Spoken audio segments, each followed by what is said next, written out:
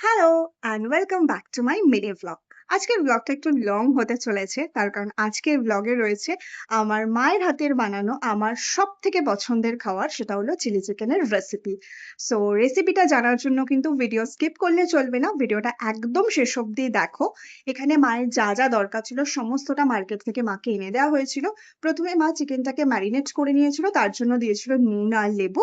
আর এখানে যে পেস্টটা তৈরি করছে না, তার জন্য মা এখানে দিয়েছিল হচ্ছে পরিমাণ মতো কর্নফ্লাওয়ার, একটা ডিম, পরিমাণ মতো নুন আর কাশ্মীরি লঙ্কার গুঁড়ো দিয়ে দিয়েছিল।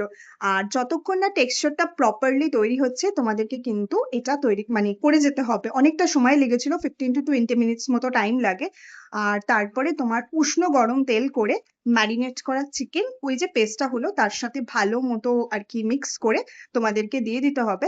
সত্যি কথা বলতে চিলি চিকেনটা তো অবশ্যই যখন তৈরি হয়ে যাবে সেটা খেতে তো দারুণ লাগেই, কিন্তু এখানে যে এই যে চিকেনটা ভাজা হয় মানে একদম সেই প্রপার লাল ভাজা, কড়কড়ে ভাজা, তো সেটাও যখন তৈরি হয় না সেটা শুধু খেতেও কিন্তু খুব সুন্দর লাগে।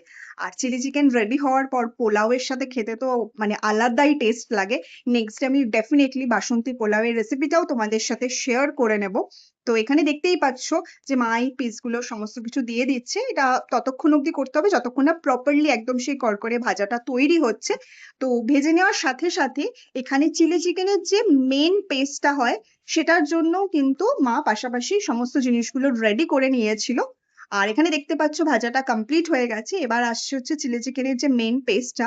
তার জন্য এখানে দেওয়া হয়েছিল হচ্ছে তোমার ক্যাপসিকাম, পেঁয়াজ, টমেটো, পরিমাণ মতো নুন আর একটু চিনি দিয়ে দিতে পারো। আর তার সাথে দেবে হচ্ছে রসুন আর আদা বাটা, লঙ্কা কুচি করে দেবে, অ্যাজ এটা যেহেতু চিলি চিকেন একটু ঝাল না হলে ভালো লাগবে না। আর সসের মধ্যে থাকবে টমেটো, সোয়া আর চিলি সস। তারপরে যে ভাজা চিলি চিকেনটা রয়েছে সেটাই পেস্টের মধ্যে দিয়ে অনেকক্ষণ সময় দিয়ে এটাকে তোমার করে নিতে হবে। বেশ কিছুক্ষণ একটু রেখে দিতে হয়।